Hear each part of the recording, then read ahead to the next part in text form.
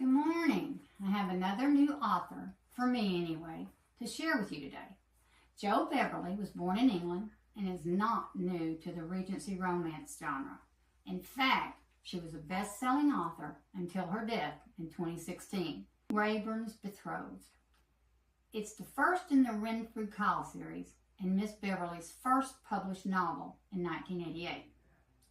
Our hero is not a rake or desperate to marry, nor is our heroine a hoyden or lacking in manner.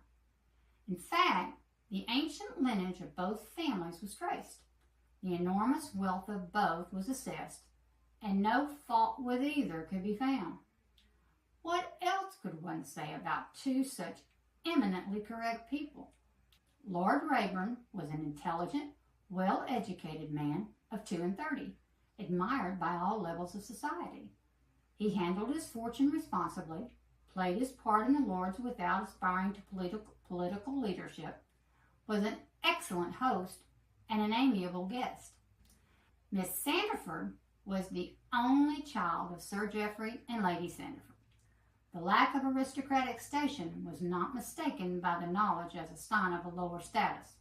The Sandfords were one of the oldest families in the land and one of the richest. In recent generations, the family had been the epitome of starch, stiff rectitude, and despite their meticulous attention to charitable works, sober, dutiful living had led to even greater prosperity. Few people had met the young lady, though, for she had been educated at home, and the Sandfords did not entertain. David Kyle, now head of the Wraybourne family, is dedicated to his responsibilities after the death of his father 2 years prior. His grief-stricken mother has become a recluse in Bath and neglecting the oversight of her 16-year-old daughter, who has been allowed to run a bit wild. Now 18, Sophia is ready for her first season in London, under the aegis of her brother.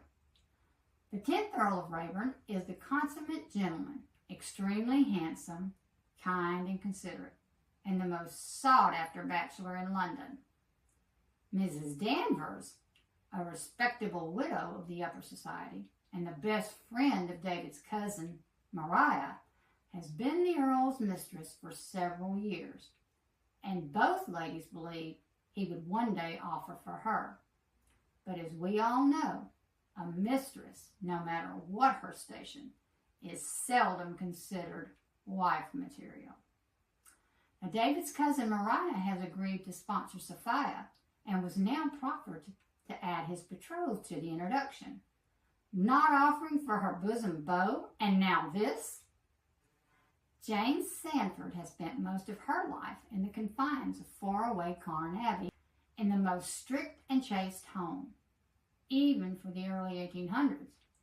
Unable to attend assemblies, schooled at home, not even allowed to read the newspaper because she might read something vulgar and distasteful, and a Minerva Press Gothic novel? Unthinkable. She is not even allowed a mirror in her bedroom lest she become vain. She's dressed in very plain dark attire with no accessories, even for her hair. Did I forget to add Jane is beautiful and voluptuous? Once removed from her drab dress and clothed in the latest fashion, and her hair done in the mode of the day, she is soon surrounded by the town's most eligible bachelors, even if she is betrothed. And as you can imagine, the Kyle family, their friends and acquaintances, indeed everyone she meets in London, to her is seen as a bit improper, however friendly they all seem. But with no town bronze and unaware a cunning smile can hide a great deal of spite, our naive target of jealousy and greed is every bit as innocent and chaste as she seems. Attempting to find her footing in London's upper society, she begins to relax and finds this world may not be so improper after all. Or is it? When you combine a hero who is rumored to have clandestine meetings with young ladies after aiding his uncle in some serious home office business, a naive heroine who can't figure out why she was the chosen one by the handsome and popular Earl, a spirited future sister seeking mischief and excitement, along with a spiteful, jealous cousin in charge of introducing the two. A disappointed ex-mistress, a fortune hunter, and a vulgar whisperer scorching the ears of the innocent, and you have an intriguing, delightful story. I like the book. Miss Beverley's writing is engaging. Our characters are sometimes a little irritating, but they hold their own and they remain true to their temperaments. I rate this novel an A-, mainly because it's her first novel and I look forward to more of Miss Beverley's works. The heat level is a 1. There are a few passionate kisses, but no cursing or violence.